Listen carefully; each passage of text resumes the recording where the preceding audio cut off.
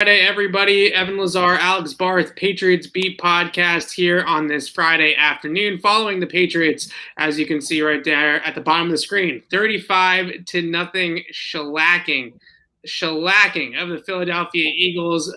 And before we get into it, Alex, I'm just going to put this caveat on everything that we say over the next hour. I don't want to have to repeat ourselves over and over and over again. That we will. Eagles didn't play the starters and they played the backups, and these Patriots were going up against 2 3s and 4s. We know. And if you join the stream late and you think that we're overrating the Patriots' performance because it was against backups, go back and watch the beginning of the show, because we know it was against backups.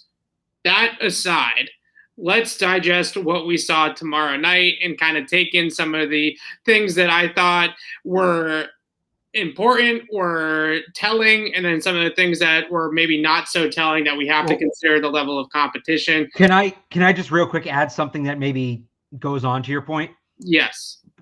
You rarely see shutouts in the preseason. That's fair. That doesn't happen. So that kind of tells you that last night's game was not your typical preseason game.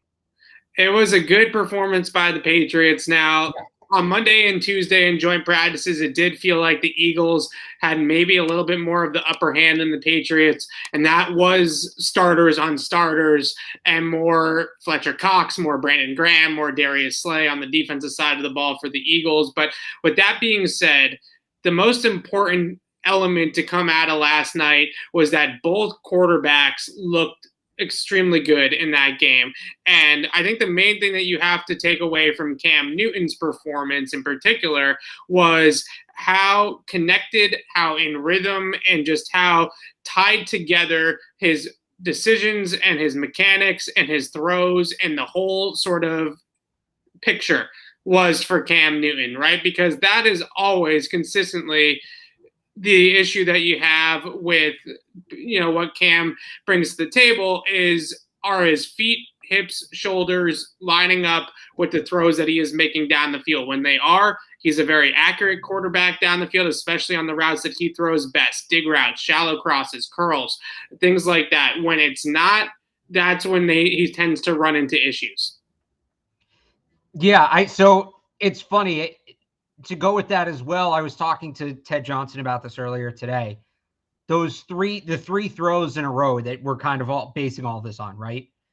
All three of those were on max protect. So I'd have to ask Ted Johnson, and I don't mean to get on Ted Johnson. I saw the clip that they posted on NBC Sports Boston as well, and I'm not saying that Ted Johnson is wrong, but my question for Ted, honestly, is what does he consider max protection? Because the throw to Jacoby Myers is a play-action pass. That was max protect. It's a two-man route combination. The Patriots do that a lot, right? That's a max protection type of play. The throw to Kendrick Bourne, they had the tight end and the running back chip coming out of the backfield, and then it turned into a five-man protect. So I'm not sure what is that mean? What is that is that 7-man protection? Is that max protect in Ted Johnson's mind? Or I don't know. I'm not saying he's wrong. I'm just asking the question, because when a running back and a tight end chip and then release into the route and there's 4-5 guys out in the route, that to me is not max protect, right? And he hit 2 of those throws in that kind of situation where they chipped and then they released out into the pattern. So that's, I guess, a definition of max protect that maybe is a little bit of a gray area. Maybe Ted Johnson, playing in the league, would know something that I don't about how you kind of define those types of plays. But I would definitely want to ask Ted how does he kind of define mass protection? Well, so the point, I think, because I talked to him a little bit about it off the air, and so we got a little deeper into it. You go back, was it Orlovsky who had that tweet this morning about the footwork? Yeah, I mean, that was the biggest takeaway from me as well. And I wrote about that last night. The tied together mechanical chain. I talk about it all the time with Cam. When he's not stepping in the right direction, when he's not lining up his feet to his throws, the ball tends to do wonky things on him. When he is, that's when it really is a much crisper operation.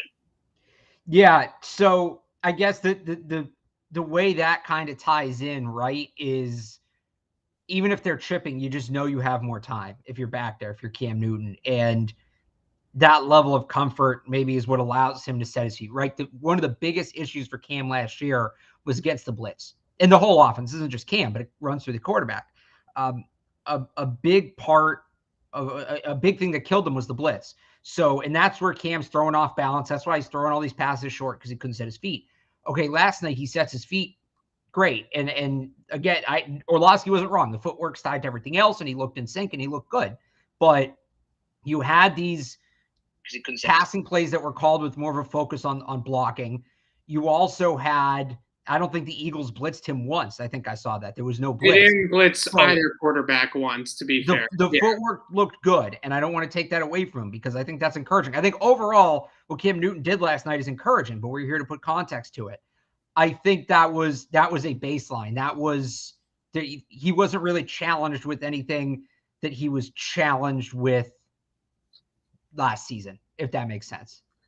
I guess that's fair. I think the two biggest things that I would say, one was obviously what I talked about already with the chain all being tied together, right? The feet, the hips, the shoulders, all kind of going with the brain, right? And I think that's where Cam has sort of had issues, is the brain is one step ahead of the rest of his body, or the brain's behind his body, and he's getting to that point in the progression and then not being able to kind of continue through the progression and make sure that his feet are continuing with him to the next point in that progression. That can be a problem for Cam. The other thing that I took away from Cam is that, to Josh McDaniels' credit, I thought that he dialed up a lot of really good plays for each quarterback that fit and suit each QB. So when you get into what Cam is good at in this offense, dig routes is probably the number one thing, right? That's the number one most route that he throws the best.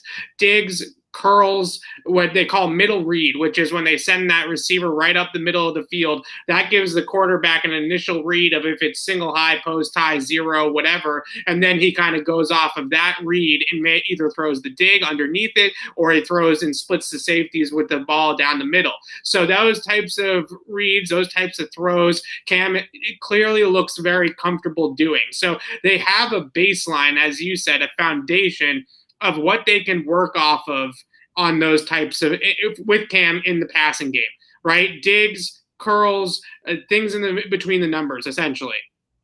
And once you get throwing outside the numbers, once you throw deep, that's when he can tend to maybe have some issues. But when you keep it in the middle of the field and you keep the ball on some of those drive throws towards the intermediate level, that is where Cam's sweet spot is. So I think that that's what we learned last night, was that Cam is capable, and when he does go out there and consistently puts together the mechanical work that he did last night, and then you tie that together with the play calls that Josh McDaniels made against the Eagles, that is the way that you can optimize Cam Newton's skills as a passer. That's the way that you can make Cam Newton look the best possible version of himself in this offense. When they get caught up in doing some of the stuff outside the numbers or some of the option stuff, that's when it gets a little bit bleak. But when they start to just kind of give him a clear picture of what he's looking at down the field, and that might mean max protect two-man route combination and making it a little bit more of a simplified read.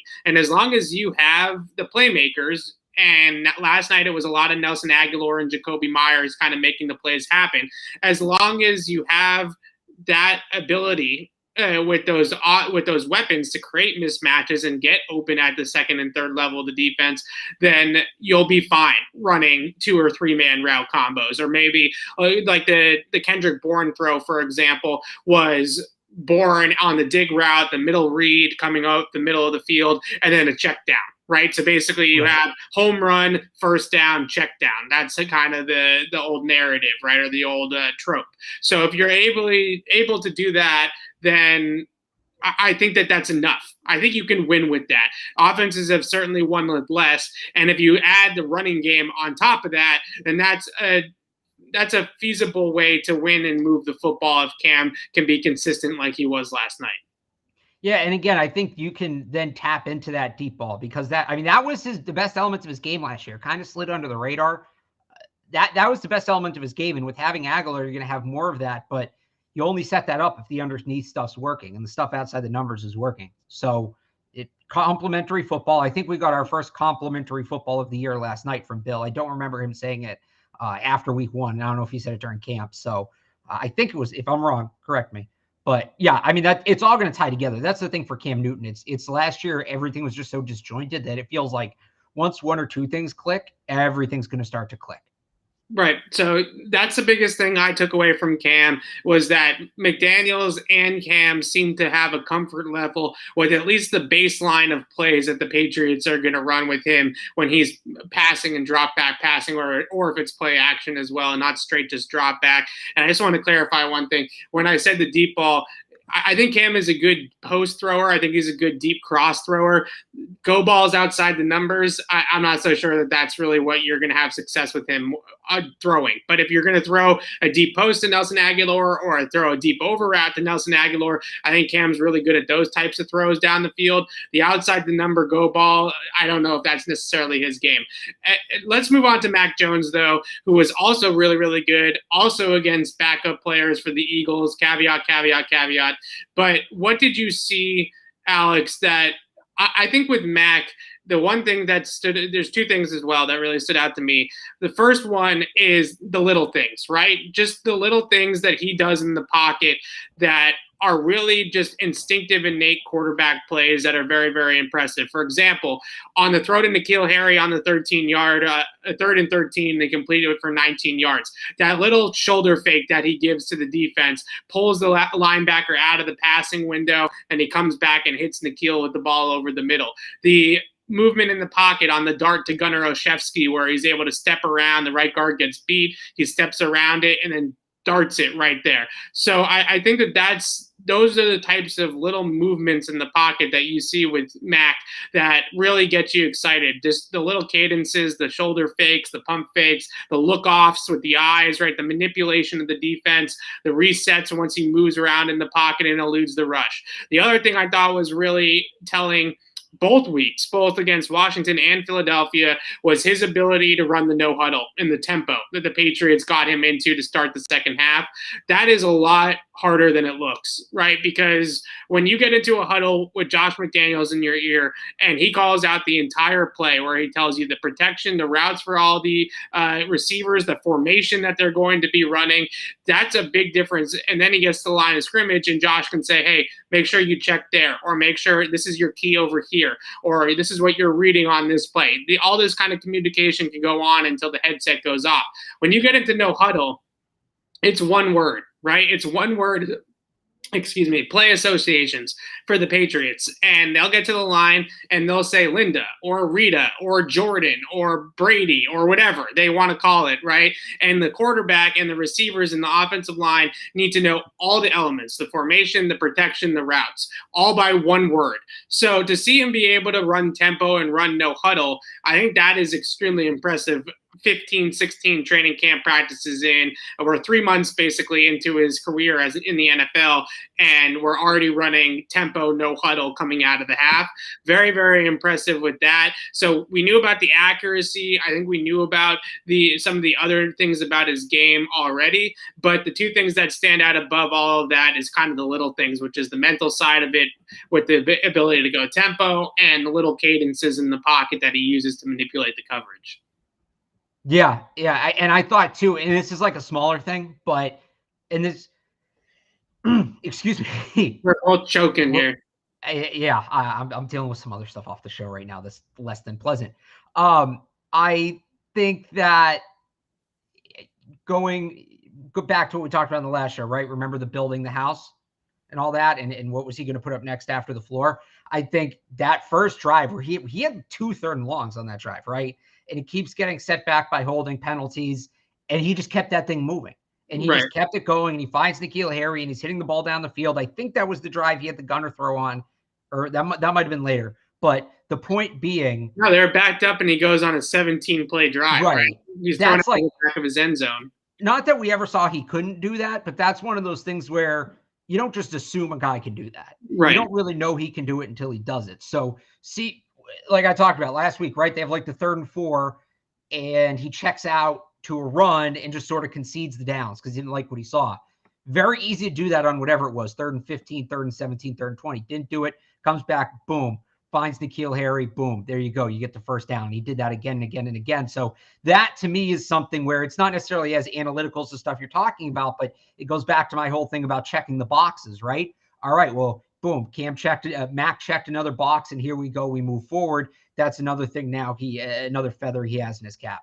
Yeah, I think the takeaway from last night for me, and I know everybody wants to make it Cam versus Mac and who played better and who won the night last night for the Patriots.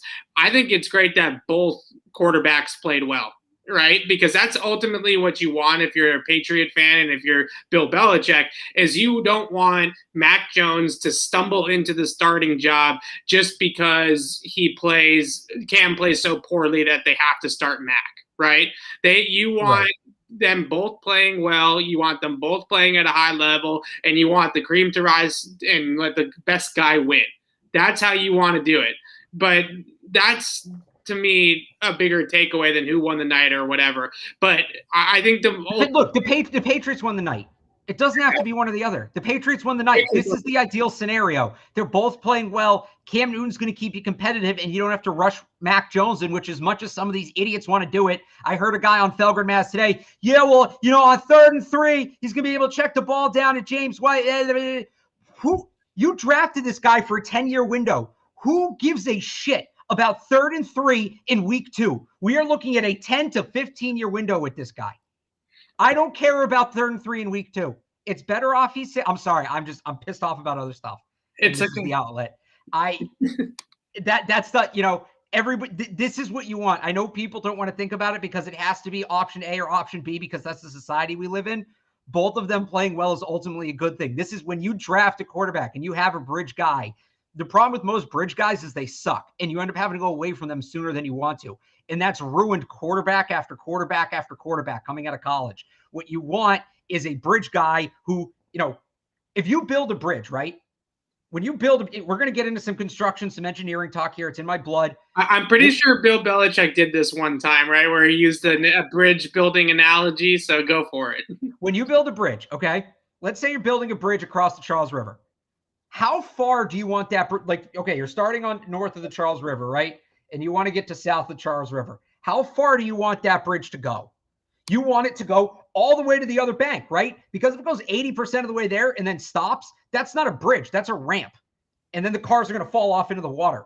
You want a full bridge. And right now, Cam Newton looks like somebody who can be a full bridge to, by the way, Mac Jones, who looks like he's NFL ready. I know that has nothing to do with what you said. I'm frustrated about something else, but I just had to go off, and there you go. No, it's not lady problems either. It's always lady problems with Barth. Don't let him sell it. Don't let him sell you something else. I'm just kidding. Yeah, I think that pretty much sums it up with Cam and Mac. Right, both played well. Cam seemed to find a rhythm and sort of a, like I said earlier, a baseline of these are the plays that we can run with Cam under center that he's effective at running. Both guys were protected extremely well. Both guys had open receivers down the field. I actually kind of feel like in that sense, it's almost a wash in terms of who was going up against stiffer competition. Both guys were kind of going up against JV last night, right? Yeah. So it's sort of a wash in that sense, and both players looked good, and that's what's best for the Patriots at the end of the day. Anyways, and that's coming from a guy that said on Monday that I was in support of Mac Jones. So there you go. It's a win for the Patriots, as Alex put it. Let's move on to we're going to talk about N'Keal in a second. I saw in the chat somebody asking about Christian Barmore. We're going to mention him here too in a few minutes. But I want to get to the running backs because very seldom, I think, do you hear Bill Belichick describe a position group on his roster as a great situation, right? He's not usually that positive. Last night, he was asked about the running backs and the running back depth specifically, and he described it as a great situation for the team. Now, I was absolutely shocked that he did not take that opportunity to bring up the fact that in 2018, they were in the same exact position and they had to put Cordell Patterson at running back. I'm sure if he's asked about that during the week and not a post-game press conference, he'll go into that whole spiel about how running back depth is great until you don't have it anymore. I think that does bring up a really good point about Ramondre Stevenson. Whether or not Ramondre Stevenson is going to show the coaching staff enough to have him get carries over Sony Michel. I don't think he's going to get him over Damian Harris no matter what he does. But over Sony Michel, the fact is that keeping him on this team active, and I mean not Foxborough fluing him, not all of a sudden saying that he's hurt and putting him on IR, but keeping him as an active member of this roster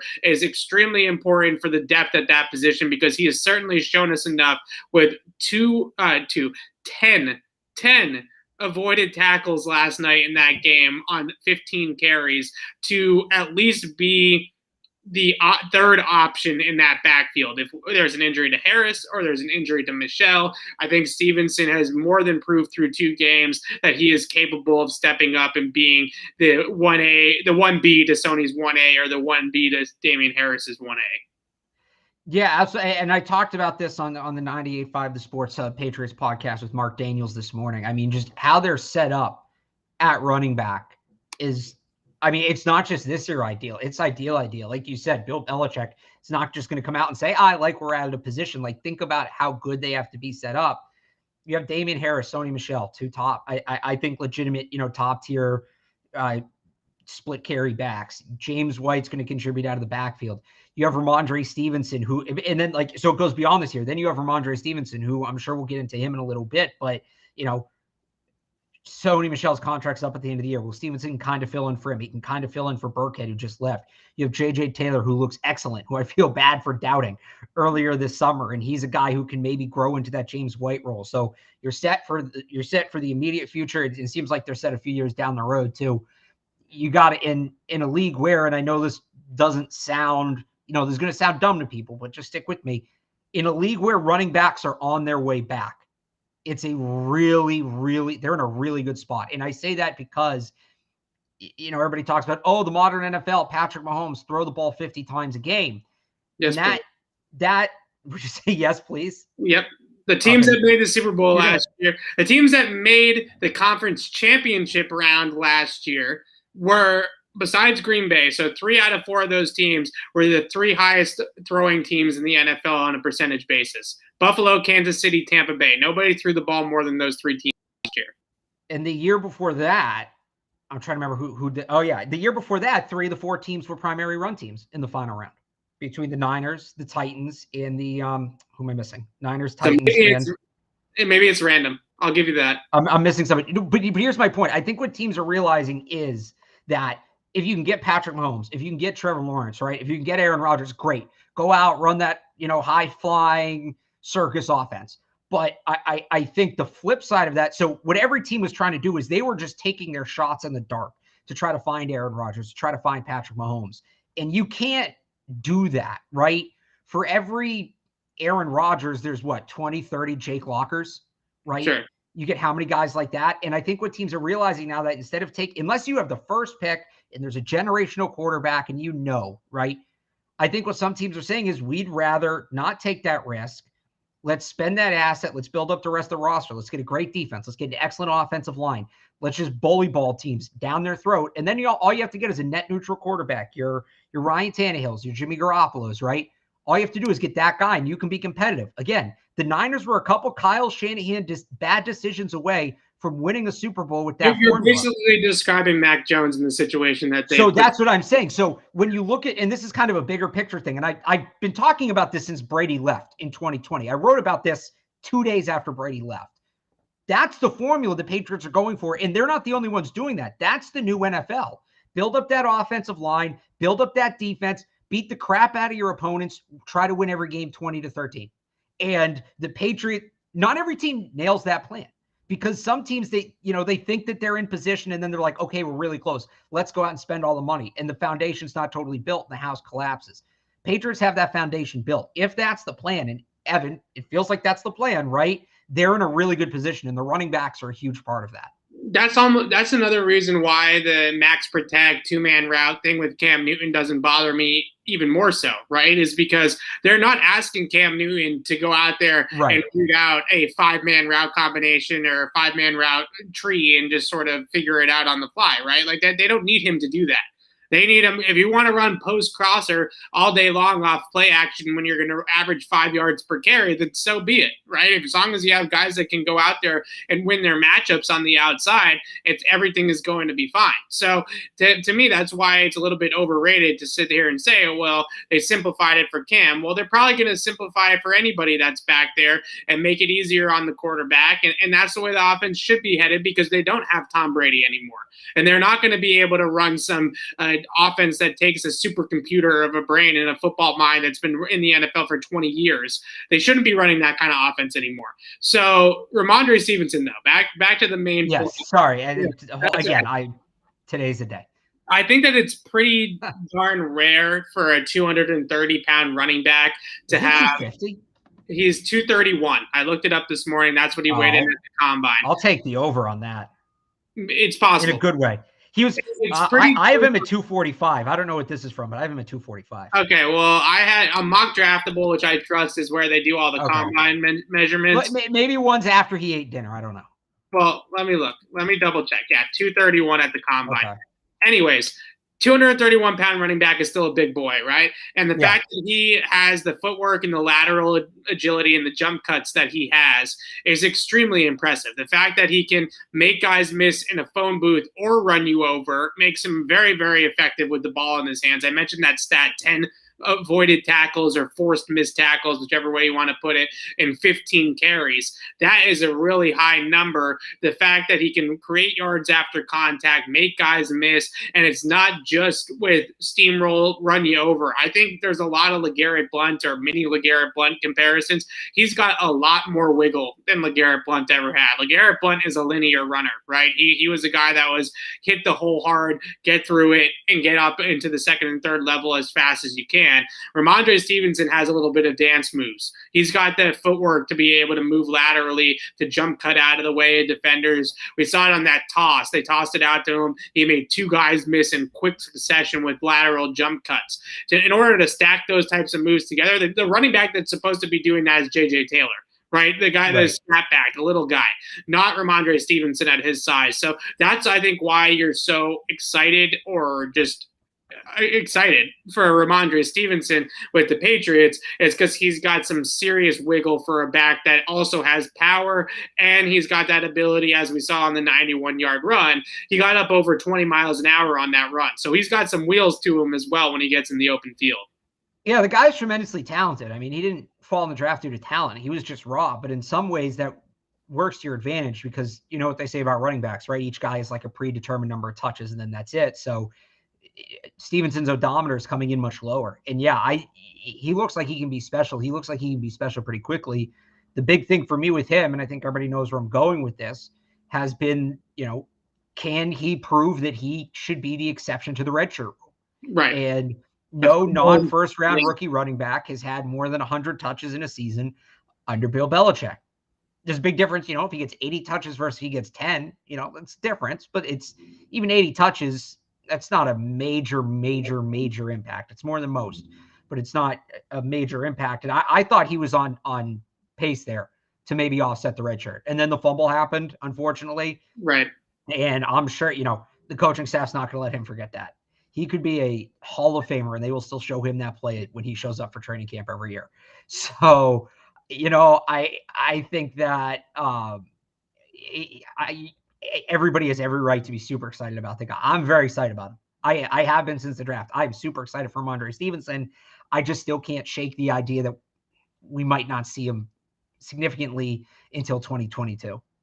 I don't think we're going to see him significantly until 2022 either. But the good news, again, is kind of when we began this spiel about Ramondre Stevenson, was, to me, he has proven in camp practices and last night, and even against Washington as well, that, again, if Damian Harris and Sony Michel, who are two guys that haven't exactly been the most durable, Alex, if either one of those guys gets nicked up, gets banged up, has to sit a couple of games, and they have to have somebody else behind the other to take some carries, so carry the ball 8-10 times in the game, right?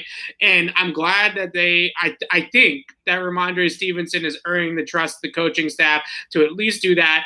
So we're not putting, and it's no offense to Brandon Bolden, who's reliable and a consistent player for other reasons, but at least they have maybe a difference maker that they can now insert into the lineup, so they don't have to give those carries to Brandon Bolden, or they don't have to give those carries to get weird with it and put Jonnu Smith in the backfield or something like that. They have a guy in Ramondre Stevenson that is a true third early down back that can sort of spell those guys if they do have to miss a few games. And finally, Sony Michel last year of his contract, it's pretty clear to me that as long as Ramondre Stevenson's fumbling issues aren't a consistent problem, that this is going to be Damian Harris and Ramondre Stevenson's backfield in 2022.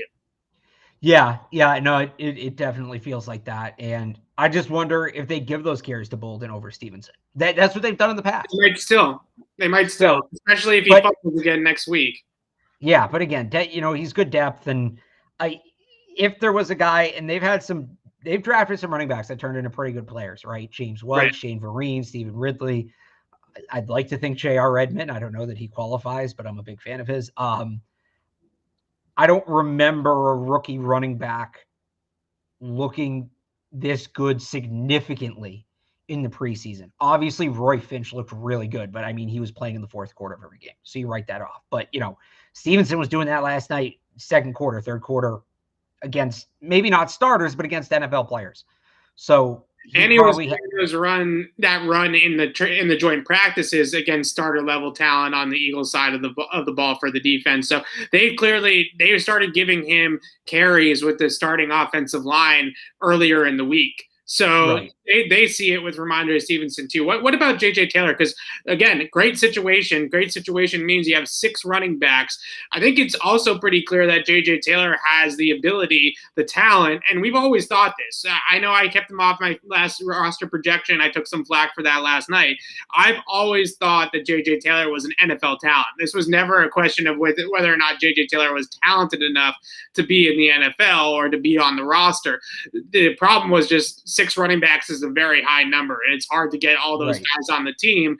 But last night, spin move aside, the bounce outside was great as well. He saw the back door open up, and he bounced it out wide, and I think he ended up running for 21 yards in that play. You know that he can catch the ball out of the backfield. He has James White-like skills, right? Or maybe – I don't know if he's necessarily James White. I think that they run a little bit differently, but the guy that sort of he reminds me a little bit more of is maybe like a Shane Vereen or a Danny Woodhead, right? Yeah, you're still dancing around. It's Dion Lewis. I guess so. I don't know. Dion Lewis. I guess maybe we all remember, me particularly remember Dion Lewis as this really, really good football player. You know what I mean? Like somebody that was beyond that. But regardless, he is somebody in J.J. Taylor that can clearly fill that role on this team as the third down back, as the pass catching back, the scat back, whatever we want to call it. And I don't know how they don't keep all 6 of these guys at this point. Maybe Brandon Bolden's a guy that gets waived and brought back. They've tried that before, and if they lose him, they lose him because he's probably not going to be a factor in this backfield that much this year. But I guess J.J. Taylor just keeps on stacking these good games together. It's clear he's a gamer because he doesn't play this well in practice. This is a game thing for J.J. Taylor, which is fine too. We got to do it somewhere, right? You either got to be good in the games or good in the practices, and he seems to be better in the games and the practices. But 6 running backs. I mean, is that really where we're headed with this roster? Yeah, I mean, so just to backtrack to Taylor real quick, I think that the one question mark still is his pass blocking, and we saw it a little bit last night, but that's when you talk about him filling James White's role, because James White's a very good blocker and people don't necessarily notice that. That's the first thing the coaches are going to look at. And I don't know that J.J. Taylor has a ton of pass blocking tape. So something to watch for in this final week, but It does feel like they're keeping all 6. I don't think they cut Bolden. I don't think they do. I think Bill Belichick, again, got burned on that before. I think his special team presence matters. Again, if they really want to redshirt Stevenson, he gives you important depth at running back. He can catch the ball too a little bit. I just don't. I don't think Bill's ready to get rid of Bolden. He doesn't need to. I think if you're looking at maybe moving on from one of those special teams guys to free up a roster spot. I look at a guy like Brandon King, who hasn't played in 2 years, who's coming back from a very significant knee injury. And maybe that's the guy. But Bolden, I think if there was a chance Bolden wasn't going to make the team, he would have played last night. I think Bill would have told him, hey, you need to step it up. He doesn't dress last night. He hasn't practiced a ton. For a veteran like that, to me, that means he's safe. And they know what he is, and they know what he's going to do, and they know what his role is. So, yeah, it looks like it's going to be 6 backs. And somebody in the comments asked about the 4th wide receiver, and we'll get to that. I mean, there's going to be a trickle down there. Whether it's a tight end or wide receiver, one of those positions is going to come in thin with 6 backs. But it's just what the practices have dictated. You have to keep 6 backs. Letting any of these guys go is going to hurt. Even Sony, and people have said trade Sony. I think even trading Sony, you're not going to get the return on. You're not going to get a good enough return. Here's the reality of it. Sony's going to have a good season, assuming he stays healthy. With this offensive line, with Damian Harris spelling him to keep him fresh, Sony's going to have a good season. Then he's going to hit the market. You're going to get a 4th-round pick for Sony Michel as a comp pick. You might get a 3rd.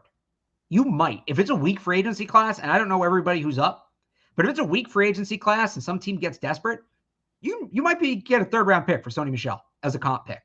So you're going to trade him for a 6th now just because you feel like you have depth in a position where depth always disappears like that. Right.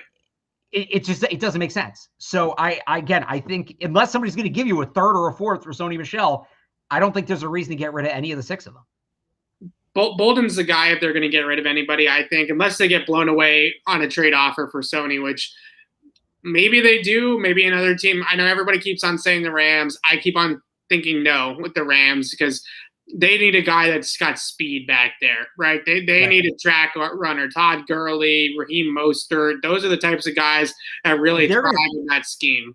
If they're going to trade for any of the Patriots backs, it's going to be J.J. Taylor.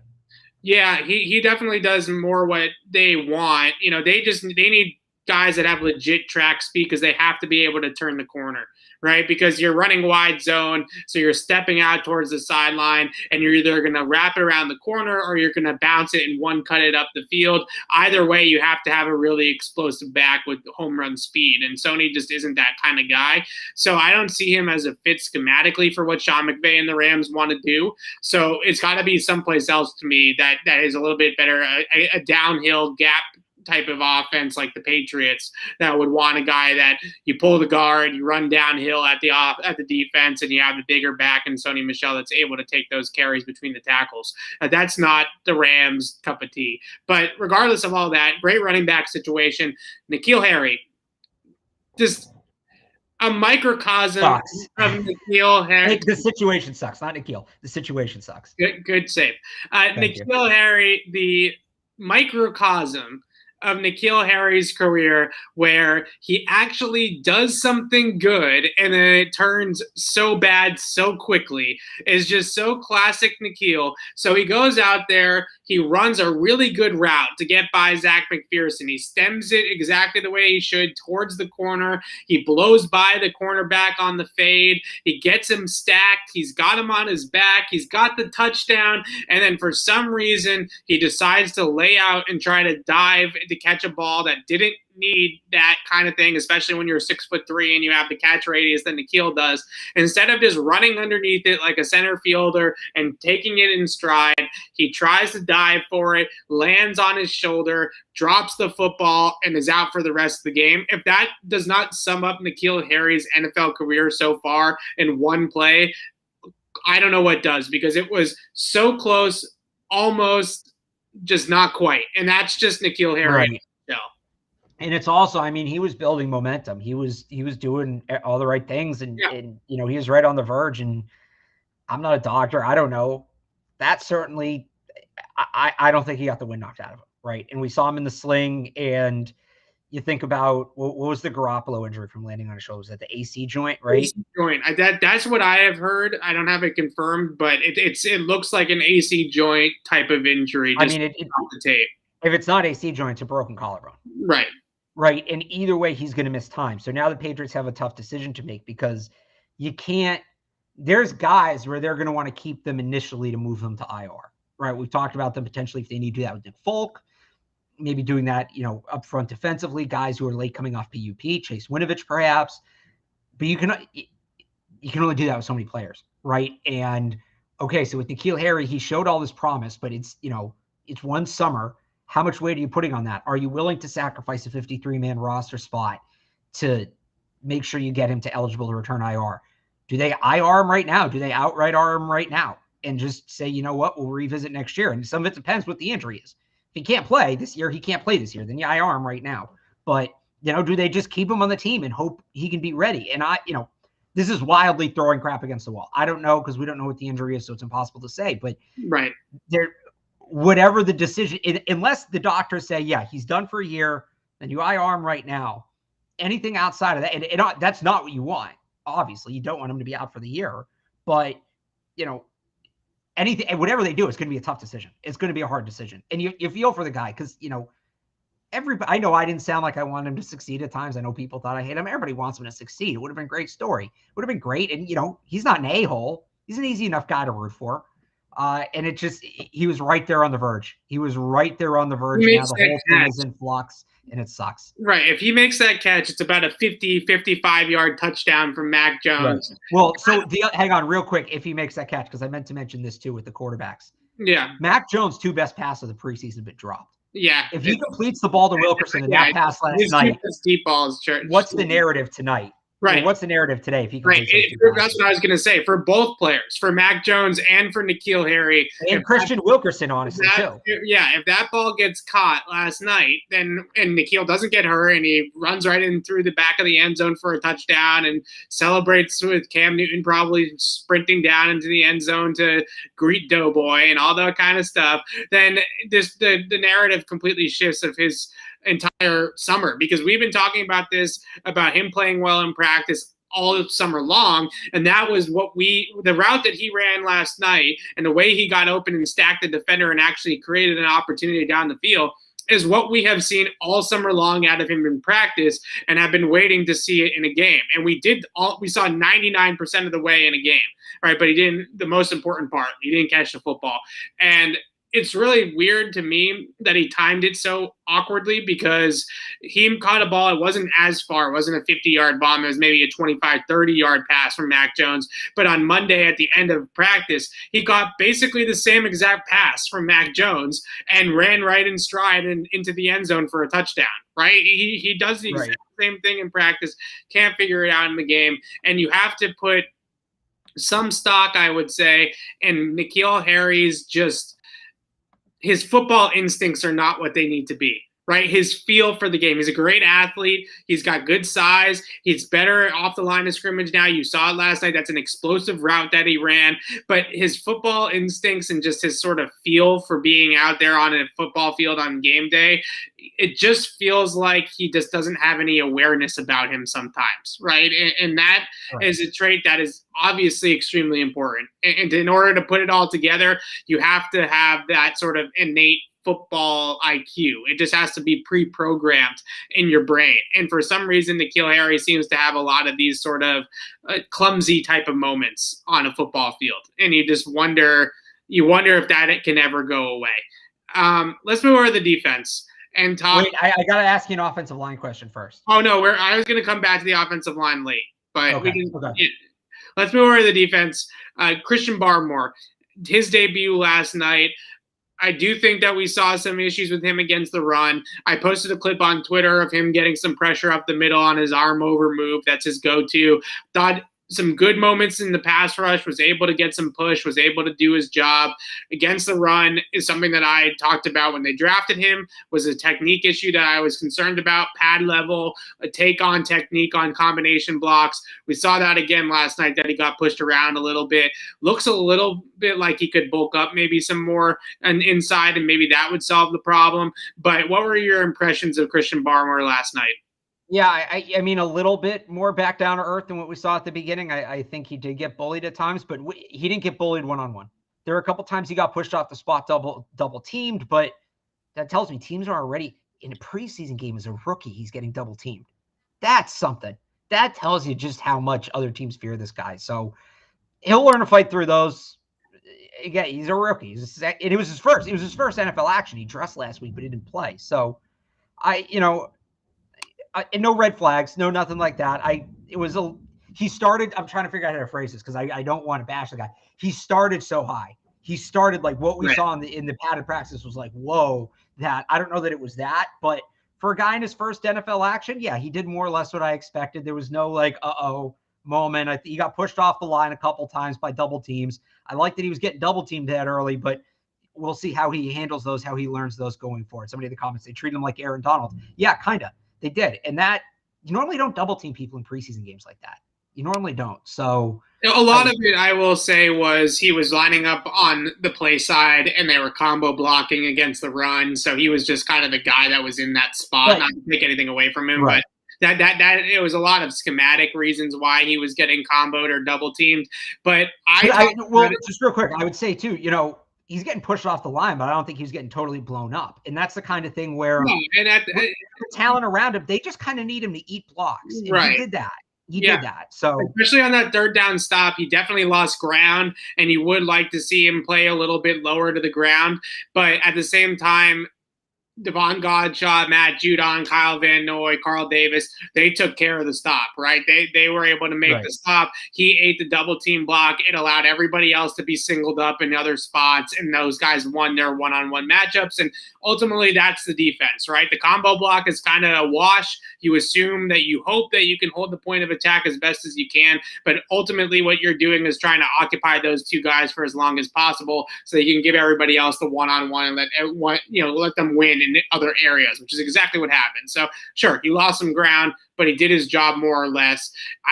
I talked about it when they drafted him. His fit as sort of a regular early down 3-4 end was a little bit spotty to me. Alabama used him more situationally as well. It is very, very clear that he is an extremely talented and well-versed pass rusher. He's got a bunch of different moves. He's got a really good go-to move in the arm over, but he can do some other counter moves and things like that as well. He gets good push. He's good explosiveness off the line of scrimmage out of his stance. He is already probably their best interior pass rusher instantly. That's going to get him on the field in that Adam Butler role sooner rather than later. Now the question is, can he develop beyond that? That's still a little bit of a question mark. I thought he showed out better in padded practices as a run defender than he did last night. So maybe last night was just a little bit of a bad night for him in that department. But they'll coach him up. They'll get him sharper on those double teams. Lawrence Guy can teach him how to do it.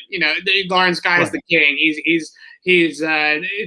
He's exactly teach tape of how to take on a combination block as a two-gap defensive lineman. So just have him work the Lawrence Guy for the next year or two, and we'll figure it out together. It kind of goes back to what I said about Mac Jones, right? You'd love Barmore to be dominant this season. That would be great. It would be exciting, but ultimately it's a multi-year development thing, and he doesn't need to get there preseason week 2, year 1, right? I think he'll get there. I think he'll be a good 3-down player. It might take 2 years. It might take till the end of year 2. That's how long it takes these guys sometimes. But I think he'll get there. I'm not going to freak out that he's not there 5 months into his NFL career. No, and I still think it's going to be really difficult for them to keep him off the field because he is such an effective interior rusher, and they're going to need that. They're going to need that juice at different times because you can't always get away with blitzing, right? You can't always blitz. You can't always run a game. You can't always blitz. Sometimes you have to rush 4-on-5 and just have somebody win a matchup, right? And Christian Barmore right now, besides maybe Judon, is probably the guy that can best win that matchup most consistently. I guess if Josh Uche's out there, Chase is out there, maybe them two kind of mix into that as well. But if you're out there 1st and 10 and they straight drop back pass and you need a guy to just win a one-on-one without blitzing, you have to be able to have somebody on the interior that can do that. And Christian Barmore definitely brings the most juice there to the table. Juwan Williams. Hello, Juwan Williams. Going up against Devontae Smith last night, thought he did a pretty good job. Don't have the coach's tape yet, so I can't tell you exactly how it looked from the bird's eye view, but it looked like a really solid night for Juwan Williams. Is this finally happening, Alex? Not only do they finally have a CB3, but is this finally happening with Juwan Williams that maybe it's starting to click? Yeah, I mean, I'll tell you this: he's running with Devonta Smith, where that even if Juwan Williams was playing well, you look at that one and you think, oh, that's probably a mismatch, and he hung with them, and this might be it. I don't know that he was dominant last night. We didn't see a ton of him, which is a good. We've talked about this is a good thing for cornerbacks. They just need him to be decent. Assuming Stephon Gilmore comes back. If Gilmore doesn't come back, they're screwed either way. But if Gilmore comes back, they just need him to be serviceable. And I think between the joint practice, I wasn't there, but based on what you said from the joint practices and then what I saw last night, he looks like he can be serviceable. And, he's not going to be Jason McCourty, but if he can be close, and then maybe you mix Jalen Mills in there a little bit, maybe you mix Justin Bethel in there a little bit, and he made a nice play in coverage last night. They might be okay. I don't know that it's great. I don't know that it's their best situation positionally, but I feel a little better now in terms of, if they don't add externally. I think you come away from that game certainly feeling a little better than you did going into it. He's not a difference maker. He's not a game changer, but he can hold his own. And that's probably the somebody brought up Eric Rowe in the comments. Exactly. That's the guy.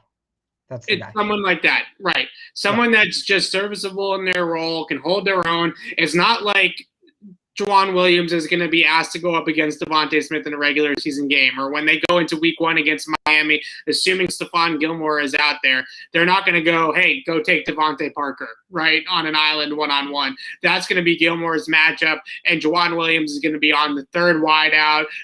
Gesicki, he's going to have a matchup, right, that's going to favor him a little bit more. They're not asking him to go out there and take number 1 wide receivers every week is my point. All he's got to do is take the third guy out there. That's all he's got to be able to do. And if he can do that, then the Patriots will be just fine.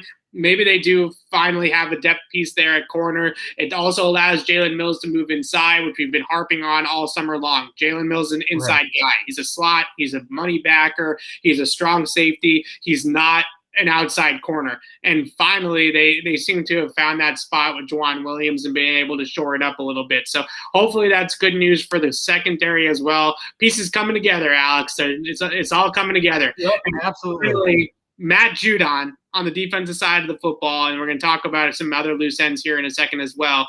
Matt Judon is just an animal. What a monster. He's a problem. We need like a good nickname for him. Like, I kind of want to call him the problem, because he's going to be a problem for every defense. It's not just that he's good. It's that, and that's the thing. It's not just like some pass rushers are good because they just have one move that can't be stopped. But if you get a really good tackle up against him who studies and learns the move, you can neutralize him. Matt Judon can win 4, 5, 6 different ways. That's rare. Like we got to start work again. I'm starting with the problem. We call him the problem, because then you say like, oh, look at the problem coming off the edge, and that would be sick. I'm not totally married to that. So if people want to come in and offer other, possibilities, but we need a nickname for this guy. He's going to be that good. We need like a badass, not MJ, not well, MJ's taken, I guess, not 9, not one of these initial number nicknames, like a real, like Allen Iverson, the answer, the truth, something like that. We need to get him a real nickname because he's going to deserve it. The equalizer. If you could create an outside linebacker for Bill Belichick in a lab, or use some computer software and print it out on a 3D printer, it would look like Matt Judon. 6'3", 260, 265, rushes the passer well, sets the edge well, drops into coverage well, does every single thing that Bill Belichick wants his outside linebackers to do. And he reminds me a lot of I don't think that he's some of these modern edges that they've had, right? He reminds me more of the old school throwback guys like McGinnis, right? Yeah, you're right. Just a bone cruncher, and I just love it. The guy that I compared him to last night was Willie, because I feel like they both had that kind of size and sort of freak athleticism for somebody that big, and they could set the edge and be a sturdy edge setter just as well as they could rush. And those types of guys always play extremely well for the Patriots and always are great fits for Bill Belichick. And you can definitely see why Bill Belichick paid Matt Judon $18 million a year to come play outside linebacker for him. This is a home run signing. And that's the thing. You kind of hit on it there with how well-rounded he is, and he can set the edge, right? Chandler Jones, obviously a great player, great pass rusher. Right. He couldn't get after the quarterback in this system with the other things he had to do. And we've seen a number of guys come through like that, where they probably could like pile up sack totals based on their raw skill, but their other responsibilities maybe got in the way at times. Judon is a rare guy like Willie McGinnis. You nailed it. I'll give you Roman Pfeiffer as another one who could could get after the passer the way he wants. He can get after the passer the way he wants to get after the passer without and incorporate that other stuff into his game. Like the way he comes around the edge, and you could probably explain this more in depth than me, because it's just me watching it. The way he comes around the edge on plays where, 1st and 10, it can be anything. He can quickly adjust and turn that into setting the edge if he needs to. Yeah. And that's a lot harder than it sounds to do. Really instinctive in that sense as well, right? Just having sort of that innate ability on the fly to adjust what he's doing to whatever the play call is once he gets a read on what they're trying to do. Look, he's just a hell of a football player. We have the bulldozer, the equalizer, the dilemma. The dilemma. Judon. I like with the. Yeah. I think those are cooler. So I guess we'll keep going. I don't know if any of those top the problem. Maybe. I don't know. We haven't found the one yet, I don't think. Okay. This will be an open thing. This can go into the season. So what I really like about it too is the last couple of years, Belichick has drafted guys like Uche, guys like Winovich, and it's no offense to those players because they have their own skill set and their own way of winning out there with speed and sort of being undersized can help them in some ways. But I can just picture Bill Belichick in the war room for free agency just saying, you know what? I'm so effing sick of watching everybody run us over off the edge, right? Like, I just need a guy that's going to come in and be an absolute bulldozer out there. Like, no more of this 245-pound outside linebacker crap. Like, I don't care if that's where the rest of the league is going. I don't care if everybody else is trying to get smaller and faster on defense. I want a sledgehammer out there, and that's Matt Judon. So great throwback type of player. Reminds me a ton of Willie, as I said, and that's high shoes. That's high praise. That's big shoes to fill. To compare him to McGinnis, but that's the player that I see when I watch him play. Alex, are you ready to give up on Quinn Nordin? Where is your panic meter here? Are we finally seeing the real Quinn Nordin come out, or was last night an anomaly? No, I think he's somewhere in between the last two games. I think last night was him at his worst. Washington was him at his best. This is what I was saying, though, right? And there's a reason I never put him on my roster projection. Is one game, when a guy struggles with accuracy, you got to see the larger sample size. And now we're kind of seeing it. And I probably got a little too excited, honestly, when I said they couldn't get him on the practice squad. I think now they probably can. Right. Chess versus checkers. Did Bill tell him to miss 5 times so he can get him on the practice squad? They're not going to start the season with this guy. I don't see it. And that's where now Nick Folk's health, we haven't really talked a ton about this, but Nick Folk's health is now a major issue because they need a kicker to start the season. If he can't go, okay, now you have a tough decision. Do you go with Quinn Nordin, knowing that basically every kick is 50-50, no matter where you are in the field, no matter the situation? Do you go with that, or do you go back into the carousel and just pick up, the veteran du jour and your Mike Nugents and your Kai Forbaths of the world and these guys who are free agent right now for a reason, and you just kind of cross your fingers and hope Folk gets back soon? So, yeah, Nordin's not ready. He's not, and I never thought he'd be ready, but he's not ready. And now you got to figure out what's going on with Nick Folk because they need a kicker week 1. We do. We say a ton of things that are wrong on this podcast. We get a lot of stuff wrong, and we will wear that, right? But we nailed it with this kicker thing, right? We both saw this coming, that Quinn Nordin was going to fall back down to earth. And I had people at Michigan telling me, just wait, right? Just right. Just wait. It's only been a couple of weeks. It's only been a couple of practices where he was really making competitive kicks. One game where against Washington, he did miss an extra point also, right? That wasn't a perfect game. He didn't pitch a perfect game. He did give up that one hit. So you have people down there or up there, wherever, over there at Michigan, telling me constantly, just wait. He's really gets really hot. He gets on these heaters. He has these hot streaks where he can't miss, and he looks like the best kicker you've ever seen. He's got this huge leg. He's kicking everything right down the middle, and then all of a sudden it just disappears. And it can disappear for one game. It could disappear for 5 games, and that's how it is with Quinn Nordin. He's a very streaky kicker, and now we're sort of seeing it go down on the downslope a little bit, and that's the concern that you have. And if you're an NFL kicker as we've said multiple times, inside 40, even maybe nowadays inside 45, has to be semi-automatic. Right? You have to make every kick inside 40 if you're in the NFL. So I'll say this. He's left 6 points on the board in 2 games, right? 3 extra points and a field goal. Right. 6 points over 2 games. That in a 17-game season, that averages to about 50 points. He's left the equivalent of 50 points on the board. Okay, how many points are 50 points over the course of a total season? 50 points. So I'm using the Packers as the example, right? They scored 509 points last year. It's best in the league. Take 50 points off that, you're all the way down to 8th. Right. So, and then if you want to go back up the other way, the Jets were 32nd. They scored 240 points. So plus 50. And Jets scored so many fewer points than everybody else. They're bad example. But you get my point. Like, right. Okay, he missed an extra point. So what? He's a big leg. All right, extra point here, field goal there, another extra point there. It adds up. It adds up. And this is a team that's going to play a lot of close games. And they are going to need all the points they can get.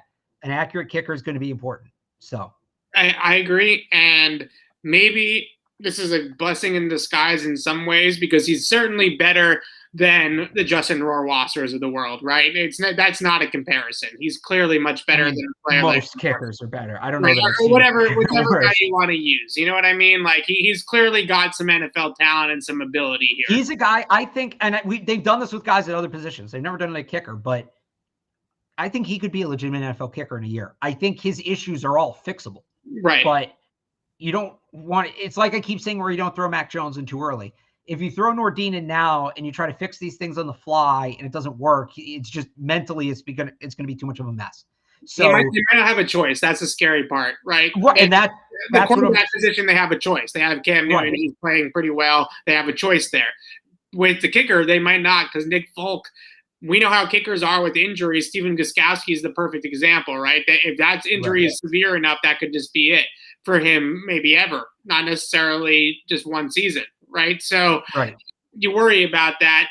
You also wonder, and this is such an inside baseball type of thing that I don't know how much stock you want to give it to, but the long snapper situation, like, is that something that the timing could have been thrown off, or something to do with that operation not being as clean? Because Bill Belichick did allude a little bit after the game to the fact that maybe it wasn't all on Quinn Nordin that some of those kicks didn't go through. So that could be it. I'd have to go back and watch the kicks very closely. But the thing is, the 10 for 10 in stadium, Cardona wasn't there for that. Fair enough. That was Corey. So, and look, a big thing with long snappers is how much they can, how reliable they are, how consistent they are. So, Brian Corey and Joe Cardona, their best snaps probably identical. The difference is Joe Cardona makes his best snap 9 times out of 10. Brian Corey, maybe it's 4 or 5 times out of 10. So there could be something to that, but that's also something you have to live with. Really good kickers can adjust to a bad spot. Like really good kickers can adjust to a bad spot. And I don't know that Nordin, that's like a top 5, top 10 kicker thing. I don't know that Nordin's doing that. But again, I think if you can get him on the practice squad and work with him for a year, I think you can get in that territory. But it's just a matter of getting him there. And yeah, like you said, you throw him out there too early and he starts missing, mentally he's gone. That's it. Right. And you ruin it. So I almost wonder, even if Folk can't go, we'll see what they really think of Nordin. If Folk can't go and they go to Nordin, that honestly tells me they don't believe in him, because they'll take the risk. They'll take the risk, the short-term risk, and say, if he sucks, we move on. If they go out and they sign a veteran and they keep Nordin on the practice squad, that tells me they view him as their kicker for 2022. All right, let's wrap it up with the offensive line. I would stand up and clap, but I don't know what part of my body is going to head up into the camera here if I do that. But Yodny Kajus, baby. Yeah, that's what I wanted to ask you about. Okay. What a game. All right, that's what I'm talking about. 3 years. Was it worth the 3-year wait, Evan? This is fantastic. Was it worth the 3-year wait? It was worth it, finally. Me sitting there with Alex, the 2000, was that the 19 draft, 19, right? Yeah, and Alex butchering his name and me saying, wait, did they draft Yodny Kajus from West Virginia? Yeah. All right, there we go. Yodny season, exactly. Goes out there, pitches a shutout, 23 pass blocking reps, 0 quarterback pressures allowed, makes some good blocks in the running game, looks the part, Alex, coming along. 8th offensive lineman. He's the 8th guy for me right now. So I wanted to ask you two things about that. First of all, is that enough? It's one game. It's a good game, but it's one Sure. game. Is he on the roster right now, or was that just like a push? So I don't know if he's on the roster quite yet. He did have a couple of good reps in one-on-ones too during joint practices. He was able to just stalemate with Josh Sweat, and Josh Sweat's a really good pass rusher, so you stalemate with a guy like that. I put that as a win for the offensive lineman. What I see with Cajuste is he has that foundation from an athletic standpoint. He's got the athletic profile to develop into a much better player than he is now. And once he gets more comfortable with being out there again and he's able to string together some practices while staying healthy, maybe not this year, but in 2022, I think he's a player that can definitely be somebody that's a third tackle. Maybe he's just a fourth tackle in the league, but a good reserve for you. Is he ever going to be a starter? That remains to be seen. I think that's a little bit lofty of an expectation right now. But you see it starting to click for him again and him starting to get back to where he was before the two injuries and before the long layoff. And that's exciting. That to me seems like a good thing for everybody, right? That Yodny Cajuste might finally be figuring it out a little bit. And that to me is also worth keeping him, right? Maybe not. Right. If they don't keep him on the 53, then so be it. Maybe they just kind of chalk it up to it was one game and it looked good, but whatever. But if they try to keep him on the practice squad at least, because he's definitely worth working with, right? He's somebody that's worth developing. And I think they could get him to the practice squad. I think other teams would be worried about the injury history. So here's my other question for you.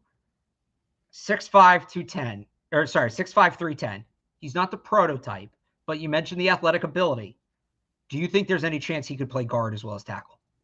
So the problem that I see with him playing guard is he's a little tall, right? And he's too tall. And if you're going to play guard, you have to be able to bend at the knees and really get low and leverage those inside counter, right? Those inside engagements that you're going to have.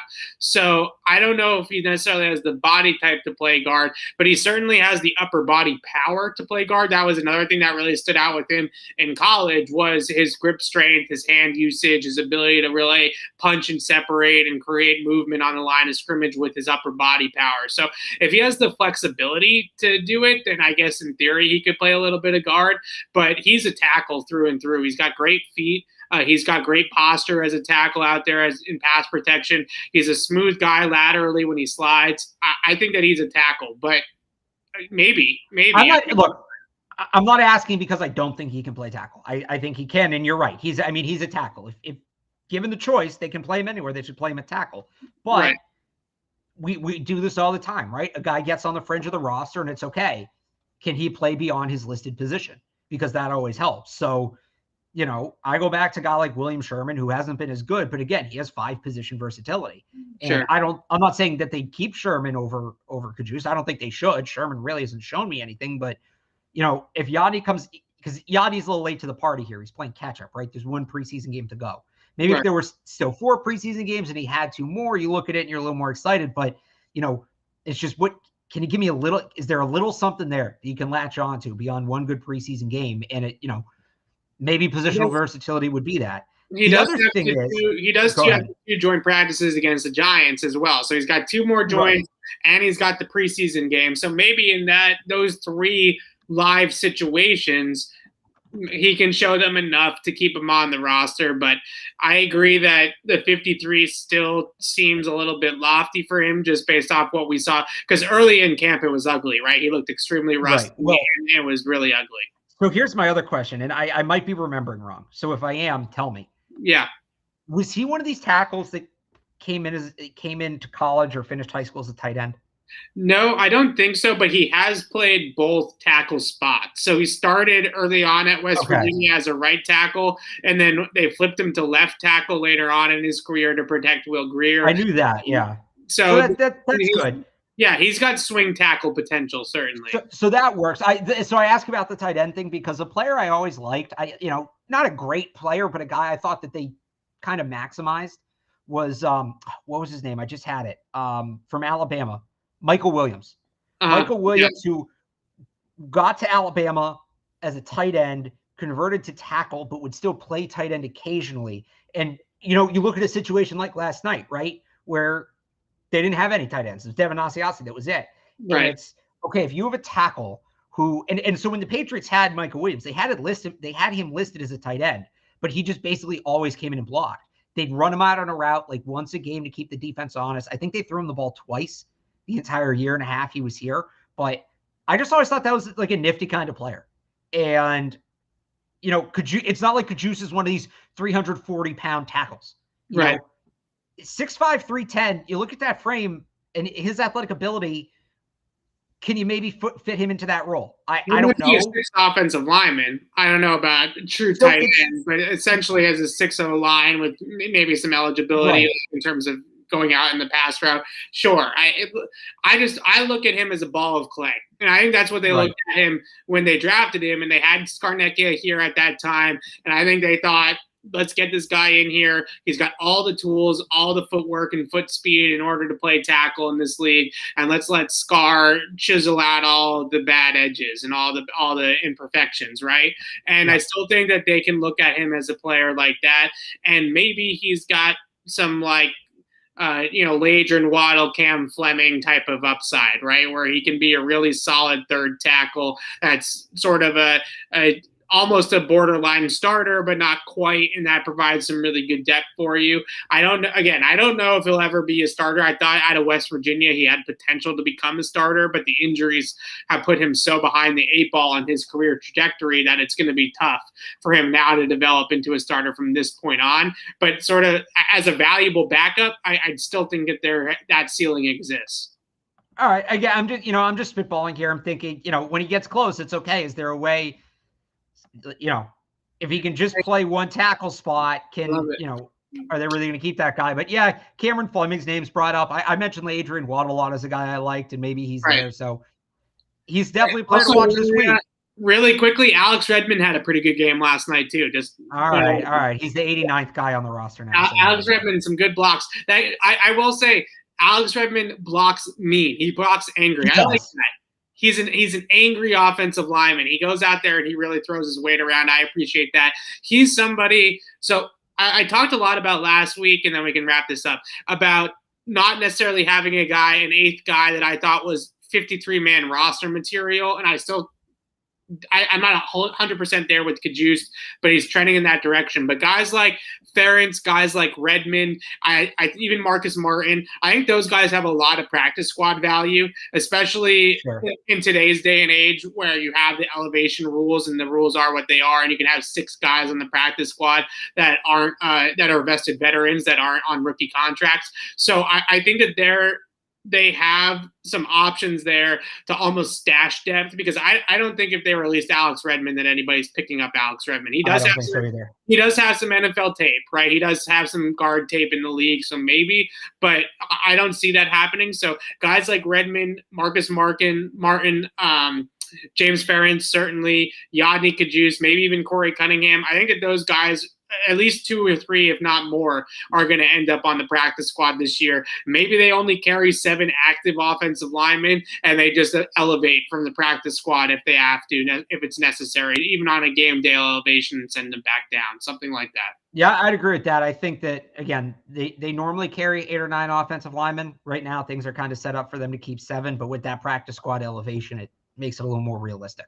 Because you're not going to dress more than 7. No. You might keep 8 or 9, but 2 of those guys are going to be healthy scratches. So you if there's a guy that you're okay, if maybe you lose him, maybe somebody signs him, then you can just put him on the practice squad at that point and elevate him when you need him. Exactly. All right, that about does it. I also liked another nickname in the chat for Judon. Big Cat's not bad. I don't know. They're not a cat team, so that really doesn't. Yeah. I just like the nickname. I don't know. I said, "Hey Jude." I thought I would hate it, but I don't hate it. That's a nice song that they could play after a sack, right? Like a little Hey Jude action. It's more of a reaction thing. Like when people say like first down Troy Brown or big play Willie Clay. Like those aren't nicknames. Those are more reactions. Like I think like if we all tweet Hey Jude after Matthew Judon makes a play, like that could be cool. I know it's a nickname, but that could definitely be like a thing. Yeah, you got some Beatles in the stadium every time he makes a sack. Beatles isn't football music, but I don't care what Leonard Williams' nickname is. Leonard Williams is not Lawrence Taylor. I like Big Cat, but it has no application Yeah, it's not doing it for me. So maybe 8 June. That's not bad. But we can continue to bounce around these ideas next week. Yeah. The Patriots are off all weekend, Saturday and Sunday. Alex, enjoy the weekend. That was great news that we got from Bill Belichick. And we'll be off all weekend on Saturday. Although then we get to cover practice in a hurricane on Monday, because I don't think Bill Belichick's passing up the chance to practice in a hurricane. No. And so Monday and Tuesday, the Patriots are practicing back at Gillette Stadium against themselves. Wednesday and Thursday, the Giants come to town here in Foxborough. That's not a practice in New York. I know it's very confusing. They're practicing here in Foxborough at Gillette. Joint practices Wednesday and Thursday against the Giants. If you have nothing to do, if you can take the day off from work, I really recommend it. These joint practices are as intense of a practice as you're ever going to get in the NFL. This is real, almost like a game that you get to watch out there. It's a lot of fun. There's a ton of players out there that want to see. Saquon Barkley is supposed to practice, I believe, for the Giants, or at least in some capacity. So that would boo Daniel Jones. You can see, hey, look, watching Daniel Jones against Mac Jones, the Joneses, right?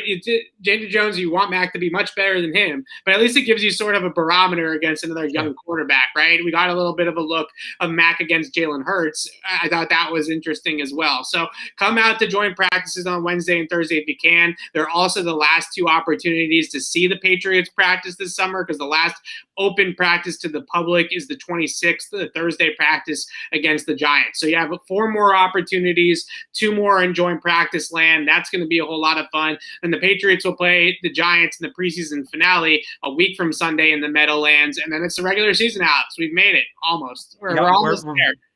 I mean, we still got 1 preseason game and cut down day, so we got a way to go. But yeah, we're getting closer. Cut down days. Right. College football in 8 days. So there you go. College football in 8 days for Alex. A couple of cut down days and a long layoff. We're going to have to fill some space. It's going to be painful because the Patriots go. I'll tell you, college football starts. Maybe some early draft talk. Okay. The Patriots go 2 full weeks without a game between the end of the season, preseason with the Giants on the 29th, and then the first game of the season against the Miami Dolphins, of course, on September 12th, I believe it is, that Sunday. So a long 2 weeks it's going to be between the Giants and the Dolphins game. But Alex and I will have you covered all next week here on Patriots Beat. We're going to do podcasts after the days of training camp. We'll both be out there, so it's going to be a lot of fun. And hopefully we'll see you out there as well. And then we will have you covered as well for the game against the Giants. But until then, signing off for Alex Barth, I'm Evan Lazar. Thanks for watching, everybody.